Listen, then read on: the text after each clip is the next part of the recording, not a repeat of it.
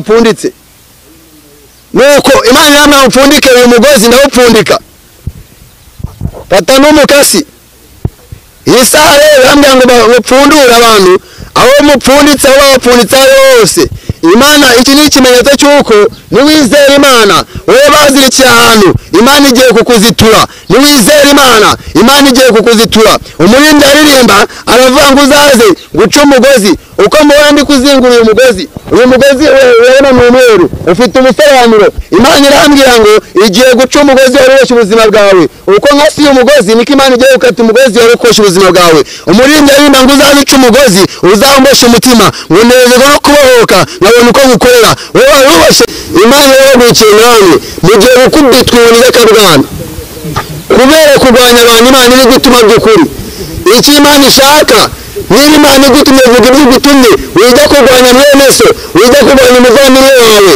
niba Imana igutumye ikosa muri gukora kandi usenge irinde kurwanya bene so sengera mwene so umenye niba ari Imana ivuze kuko nujya kumurwanya Imana itakubwiye Imana yiteguye guhangana nawe iyo ni Imana yabanguye ku bantu bose bahagurukiye abantu Imana iri gutuma by'ukuri. Bahaye ikaze kuri Minijuru TV. Minijuru TV ikusanyirizo ry'ubutumwa, ubuhanuzi, inyigisho n'ibiganiro. Gana kuri Minijuru TV ukore subscribe ukande kunzogera ujye ukurikirana ubutumwa. Yari bitubwira ko Imana ntabwo yigeze ihagarika umugambi wayo kuri Gihazi. Abatari babizi mu bimenye ano twarasomye turiga turasenga Imana igenda idusobanurira ntabwo Gihazi umugambi w'Imana ku buzima bwe wahagaze. Shebuja amaze guhanura ko bagiye gukira hanura igihe hateraga inzara Imana yashimye gukoresha ababembe nuko aba babembe bane bari barabaciriye barangije babashira inyuma. Urabona nka gereza urugero muri iki gihugu cy'u Rwanda cyangwa no mu bindi bihugu muri iki gihe turimo twavuga ko hari ababashiraga muri gereza y'iki gihe.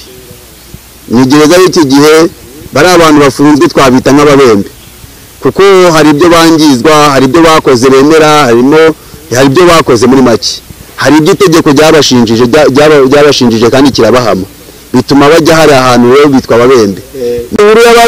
Ababembe umunsi bamaze kuzana inkuru nziza Bibiliya iratubwira ngo mu gice cya 2 umurongo wa 3 mu bami ba 2 ngaba babembe Elisa amaze guhanura bwa buhanuzi bwe bwasanze umubembe bwasanze Gihazi bumusanze mu byaha nubwo Gihazi ari umunyabyaha. Haleluya. Nubwo Gihazi ari umunyabyaha, nubwo Gihazi yafashe ku byashinganywe, nubwo Gihazi yafashe ku bibembe, Imana isanga Gihazi ahari. Gihazi yatazanye igitekerezo mu bandi babembe aravanga ubundi kitwica zanga kugeza ubwo tuzahapfira n'iki. Arababwira ati nimuze dukeze ingabo z'Abasiriya.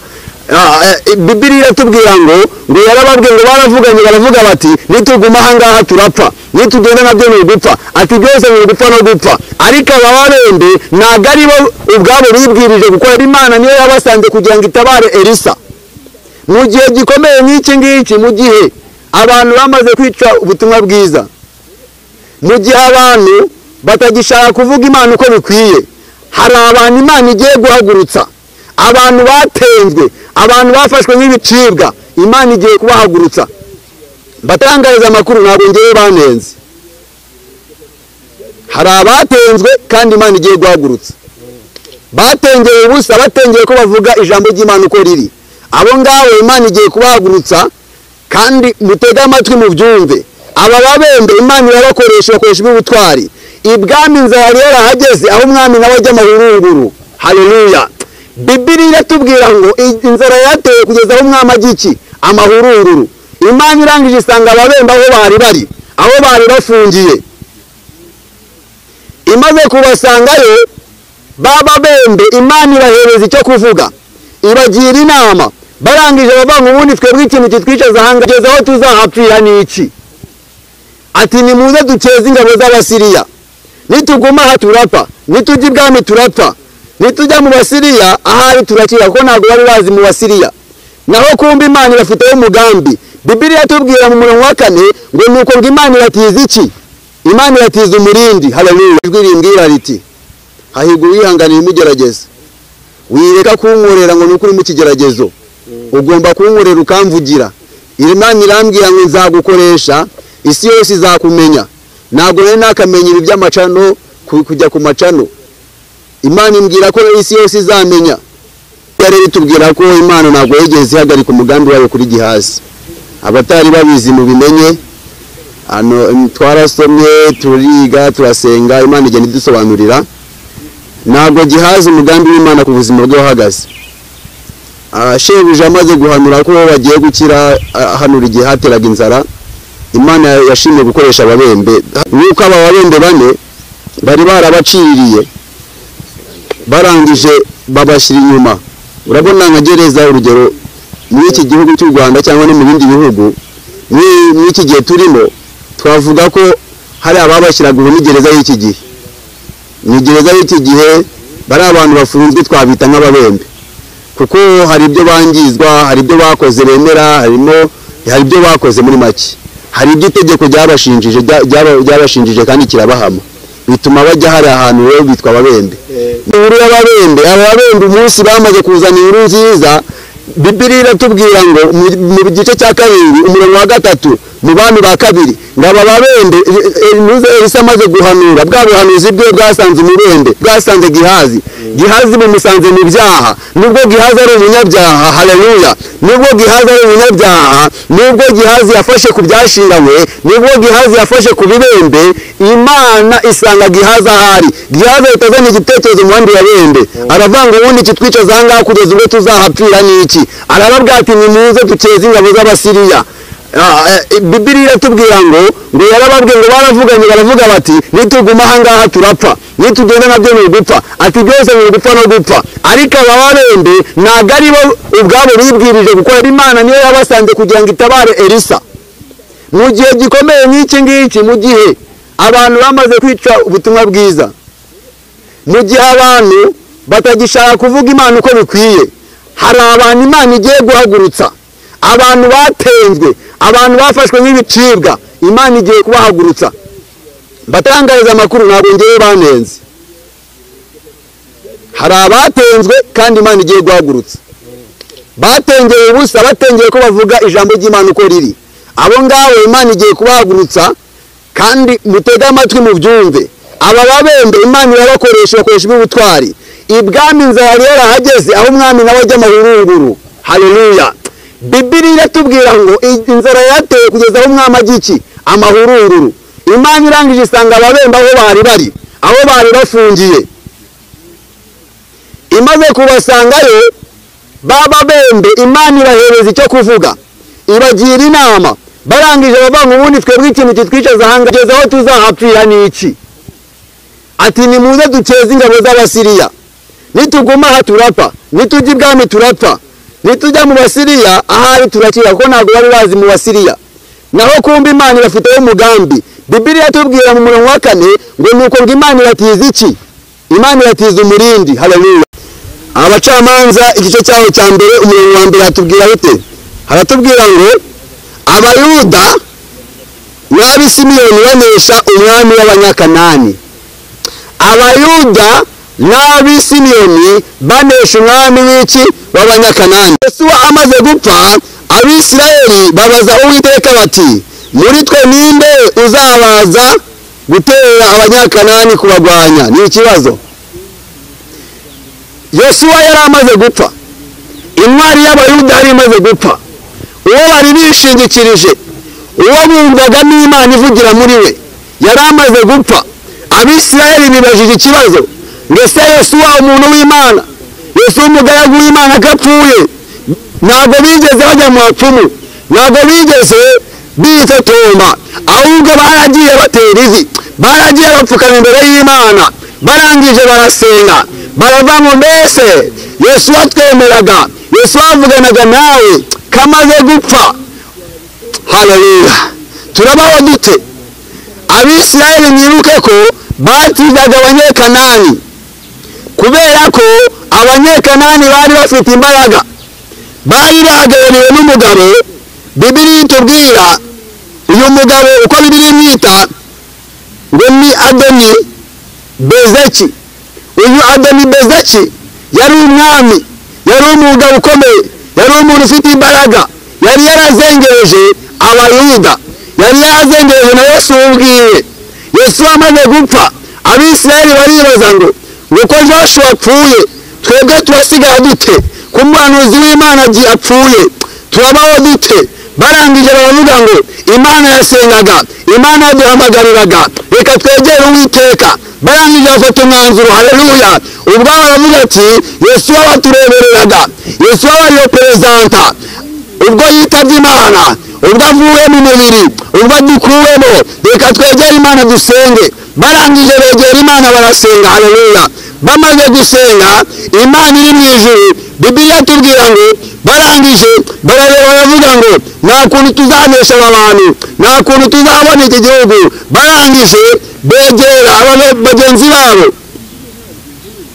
barabegera abasimiyoni barabati basimiyoni mwe yemwe basimiyoni mwe nimuze twegerane nimuze dufatanye gusenga tubaze Imana yacu dutabare barangije abayuda basanga abasimiyoni urumva n'abayuda n'abasimiyoni bahuye bagiye kubaza Uwiteka atese biragenda bite none baravanga umugaragu wawe Yoshua yarapfuye umugaragu wawe Yoshua yarapfuye ariko rekanye turabaho dute baravugana bati turabaho dute kuko batinyaga abanyekanani hari abanyekanani bari ku buzima bwawe Imana ikikubwiye n'iki Imana iragusaba gusenga yegera Uwiteka ibyishingikirizo niyo byavaho Uwiteka yiteye kugira neza ndagutangariza amakuru akubwira ngo uyu mwami warwanyije Abisirayeli yari umwami ukomeye cyane yari umuntu ukomeye cyane yari umuntu w'intwari wari wazengereje abantu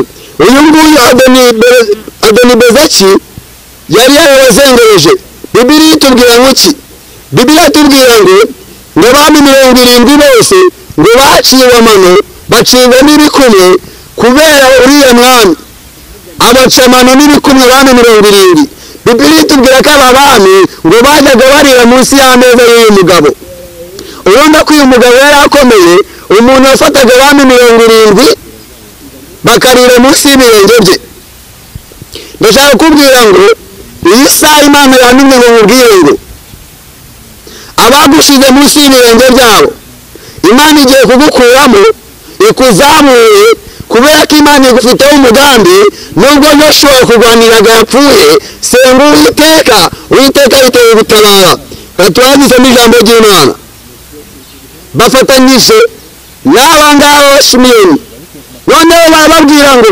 nimuze mudufashe tubohoze Kanani yacu tubohoze Kanani yacu bamaze kubafasha barababwira ngo natwe tuzabafasha ikibazo abantu b'Imana dufite Imana yambwiye ngo mbwira abahanuzi b'Imana mbwira abavugabutumwa n'abandi bakozi b'Imana ngaho kugira bafatanye n'Abayuda n'Abasimiyoni bafatanyije bakarohoza Kanani yabo ahubwo bari kurwanyana bagasenyana kandi bakagombye gufatanya bakagombye gusenyera umugozi umwe bagahuza bose kuko bahamagawe n'Imana ariko ikibazo abantu dufite aho kugira ngo duhurire mu mugambi w'Imana turimo turasenyana umuntu arasenya mugenzi we niba Imana yagutumye ese iyo Mana iri kurwanirira niba yatumye umuhanuzi senga Imana ubwayo irashoboye Imana yambwiye ngo mbabwire ngo Imana yashaka ko muhuza ntabwo tubereyeho niba ngewe Samweli Imana yantumye hakaba n'undi yatumye mbizi ko yamutumye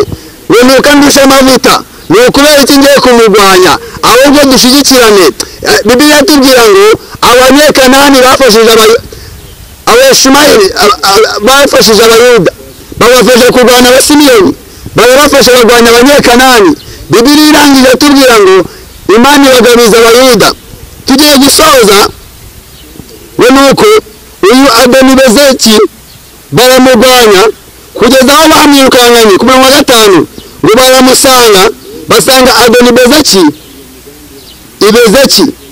baramurwanya baramunesha abanyekanani n'Abayebusi barabanesha bose bamaze kubanesha Bibiliya tubwira ngo nuko arahunga barangije bamucamano n'ibikumwe bya bikumwe yaciye abantu yamano yaciye abantu nawe agiye kubicirwa kuko icyo umuntu agira abiba nicyo azasarura aba bami 70 bariraga munsi y'ameza ye yabacaga ibikumwe akabaca n'amano ndashaka kubabwira ngo Bibiliya itubwira iki iyo usabye isezerano rya kera iyo bajyaga kwimika umutambyi, iyo bajyaga kumusukaho amavuta, iyo bajyaga kumusiga, basiga ku gutwi kw'iburyo, bagasiga igikumwe cy'iburyo, bagasiga n'igikumwe cy'iburyo. Noneho iyo bamara kubisiga umuntu yabaga ahumanutse. None uyu nguyu nawe yaciye abami amano, abaca n'ibikumwe, abaca intege mu magambo make. None aka kana nabo Imana irategetse kumuca amano n'ibikumwe, arangije avanga Imana yihoreye. Imana rero igiye guhura ku banzi bawe, wera aka kanya wizere, Imana igiye guhura ku banzi bawe. Bibiliya itubwira ngo iki? Hari ahantu bakuboheye, hari aho bakuzirikiye, Imana igiye kukuzitura, kubera ko Imana igufiteho umugambi, Imana igufiteho umugambi, Imana igiye guca umugozi wawe kuziritse, Imana igiye guca umugozi wawe uziritse ubuzima bwawe. Icyo usabwa ni kimwe, ube maso kandi usenge, irinde kurwanya bene so, sengera mwene so umenye niba ari Imana ivuze, kuko nujya kumurwanya Imana itakubwiye, Imana yiteguye guhangana nawe. Inkoni y'Imana irabanguye ku bantu bose bahagurukiye abantu Imana iri gutuma by'ukuri. Imana yahagurukiye namwe mugiye gukubitwa inkoni y'akabwana kubera kurwanya abantu Imana iri gutuma by'ukuri. Icyo Imana ishaka, niba Imana igutumye vuga ibyo igutumye, wijya kurwanya mwene so, wijya kurwanya umuvandimwe wawe. Niba Imana igutumye, ikosa muri gukora mugiye kuriryozwa. Icyo Imana ishaka, muvuga ibyo yatumye, ibyo itatumye mubireke. Iyo niyo mesaje Imana yamaye ku bantu bavuga ubutumwa. Imana yongera irambwira ngo mbwire wowe bazirikiye ahantu, yanyeretse ejo nari ndi ahantu muri niratuye, ndangije gusenga, Imana yereka abantu baba bazirikiye ahantu. Noneho ndangije mfata umukasi n'urudodo, hari amapfundo apfunditse nk'uko mbona kano kantu gapfunditse. Nuko Imana yambwira ngo upfundike uyu mugozi, ndawupfundika. Fata n'umukasi. Iyi saha rero yambwira ngo mupfundure abantu, aho mupfunditse, aho bapfunditse ari hose. Imana, iki ni ikimenyetso cy'uko niwizera Imana, wowe bazirikiye ahantu, Imana igiye kukuzitura. Niwizera Imana, Imana igiye kukuzitura. Umuririmbyi aririmba aravuga ngo uzaze guca umugozi, uko mubona ndi kuzingura uyu mugozi urabona ni umweru, ufite ubusobanuro. Imana irambwira ngo igiye guca umugozi woroshya ubuzima bwawe. Uko nkasi uyu mugozi niko Imana igiye gukata umugozi woroshya ubuzima bwawe. Umuririmbyi aririmba ngo uzaze uca umugozi uzambosha umutima, ngo nezerwa no kubohoka nkabona uko ngukorera. Wowe wubashye, Imana igiye kukubohora. Imana ababarira umugisha. Naho ngaho ntabwo nemerewe kongera, sinemerewe no kugabanya. Ni ibyo ngibyo Imana yamaye kubabwira. Imana ababarira umugisha. Ubwo nzagaruka nabwo tuzaganira, kuko iki gisaha iminota ibaye mike, ibyo kuvuga ni byinshi. Nzababwira agaciro k'amavuta, nzababwira uburyo abantu bari gusigwa amavuta, kandi hari amavuta y'Imana Imana yateguye ku buzima bw'umuntu. Reka rero dusenge. Telefone yanjye ni 078 23 44 078 23 44 iri kuri WhatsApp. Twasengana Imana, twaganira uburyo bwose wanyereyeho. Njye niyemeje gukorera Imana, kandi nta kizambuye gukorera Imana. Ntabwo nzacogora, sinzacika intege, sinzavuga yavuze itavuze. Icyo babwiye ni kimwe, mwizere Imana. Yosuwa 3:5 haravuga ngo mwiyeze, kuko ejo Uwiteka azakora ibitangaza muri mwe. Wowe weje aka kanya, wowe uciye bugufi, Imana igiye kubikora kandi igiye kukugendereza neza. Imana igiye kukugira neza, igiye kukubohora. Wowe urwaye ugiye gukira, ariko ikigusaba urasabwa kwezwa. Niba udakirijwe iragusaba gukizwa. Imana ababarira umugisha. Ndabakunda, naho ubutaha. Shalom, shalom, shalom.